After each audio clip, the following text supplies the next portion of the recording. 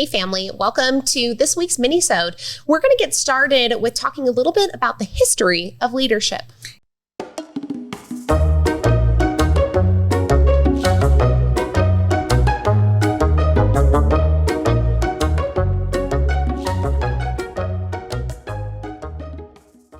If you're hearing all this culture talk and want to be a part of a thriving, growing culture, we want to invite you to be a part of Squeeze In. Squeeze In Franchising offers you the chance to bring a culture and a vibe like Squeeze In to your community. You can make money, you can get time freedom for you and your family. And we would love to have you as part of our Squeeze In family. Join us in the ownership team and go to squeezein.com/franchising.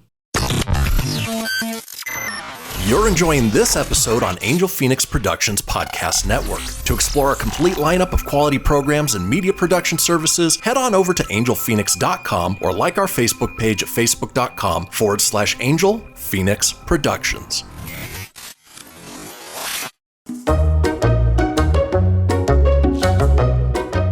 Leadership, for the most part, historically speaking, for the vast amount of human history, has not meant what it means now as we understand leadership in this kind of organizational context and servant leader and all of these dimensions and qualities like we like to talk about and so many of us ascribe to and aspire to be like.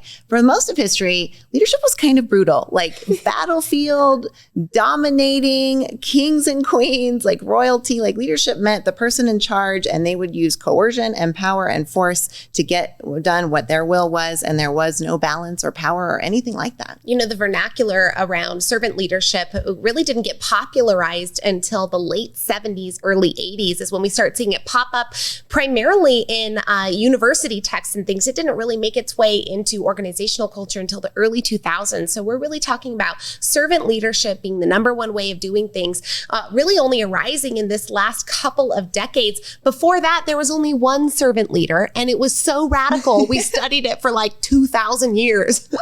Right? You would think people were like, wow, Jesus led in this really innovative way. Like, let's emulate that a little bit more. No, it's war, brutality. Well, you know, humans be humaning, and despite our humanness, we continue to evolve socially in some ways that are pretty impressive, not just on the battlefield and through kind of the governments of dictatorships and royalty and those kinds of things, but leadership often was life or death in terms of standing up for social rights, right? Like you think about the civil rights and the suffragist movements and the labor movements, like there were a lot of really powerful, impactful leaders through human rights groups and movements through history that have literally put their lives on the line in order to make a difference in that movement. Put their lives on the line and lost their lives to those movements. You know, one example of this in action is Harry T. Moore. Now, he was an educator and civil rights activist, and he was the founder of the NAACP chapter in Brevard County, Florida. Now, he's recognized for single-handedly increasing the number of NAACP members in Florida and for helping thousands of African Americans register to vote in the 1940s. He's also investigated lynchings, filed lawsuits against voter registration barriers and white primaries, and worked for equal pay for Black teachers in public schools, although they were segregated. Now, he was also one of the very first civil rights leaders to be killed by the opposition when a bomb was put underneath his home on Christmas Eve of 1951. Him and his wife were both killed for the cause that they stood for.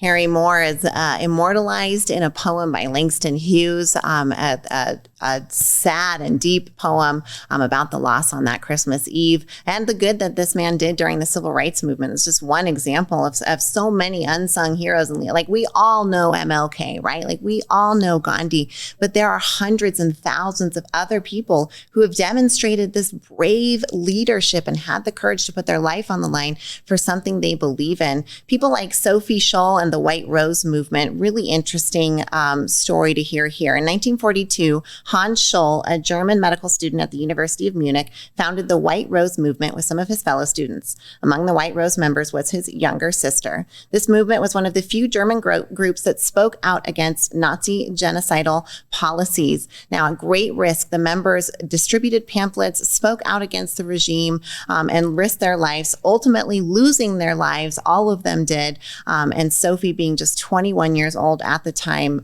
but for standing up for what they believed was was right and leading a cause, even when they knew it was probably a losing cause for them.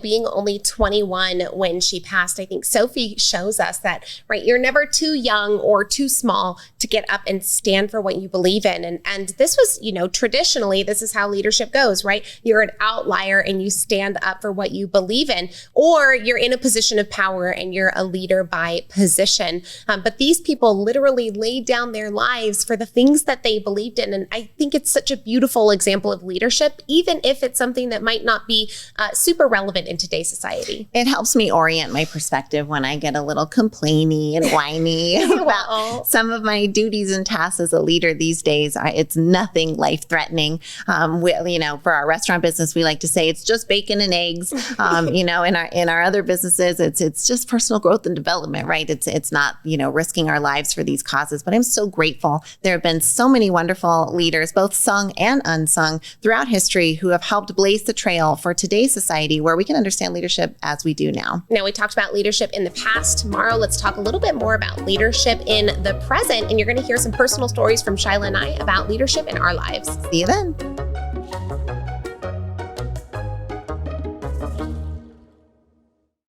This podcast was a production of Angel Phoenix Productions. Explore more episodes of this show or other great shows on the Angel Phoenix Podcast Network by visiting angelphoenix.com.